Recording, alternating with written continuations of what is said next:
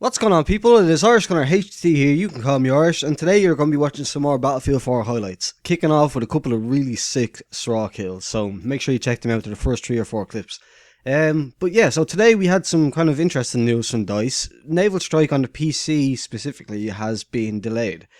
So let's look into this. So apparently on Battlelog they were announcing that the delay was going to happen basically because they detected an issue and it needs to be solved, basically. I'll just read the quote a bit. However, we are delaying the launch of Battlefield 4 Naval Strike on PC. We've detected an issue and it needs to be solved. Quality is our number one priority, and we will not release Battlefield 4 Naval Strike on PC until we feel it meets the highest quality level possible. We are also working on a larger update to release alongside Battlefield 4 Naval Strike on PC that will address the issue of Tablet Commander not working correctly. Once we've confirmed the date for the PC, we'll be sure to update those players on our official channels. We appreciate your patience and look forward to seeing everyone on the battlefield. Now, according to what we know, they're talking specifically PC now, so that means Xbox One, Xbox 360, PS4 and PS3, by the looks of it, will at some stage today or in the next couple of hours or whatever, they will get their hands on Naval Strike, but PC players aren't going to get it. Very interestingly, actually, I'm reading this article on mp1st.com, and they have an interesting hunch which might explain it.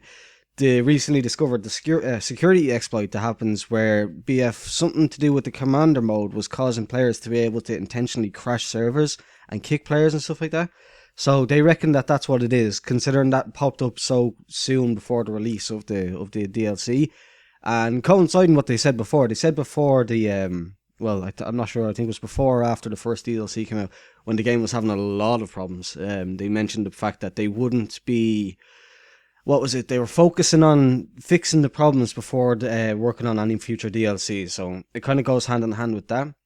Now, the question is it a good thing or is it a bad thing that they delayed it? I personally think that you have to be very, very narrow-minded and kind of almost to the point of being idiotic to think that it's a bad thing.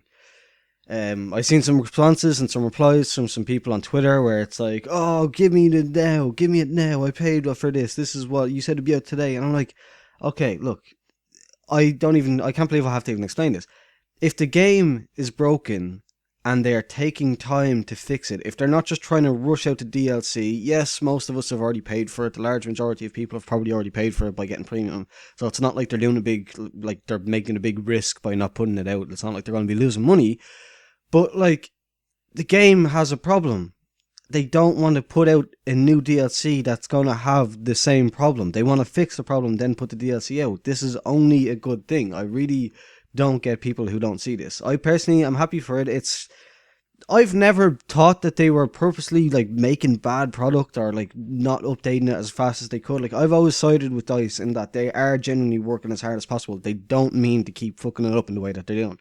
So, I'm not personally surprised that they're taking this kind of line of action. I just wish they'd kind of be faster about it. If they, I know, again, when I even say that, I think they're obviously going as fast as they can. They're not purposely dragging their feet, as opposed to what some people would believe. But I think it's a good thing. It's why would it be a bad thing?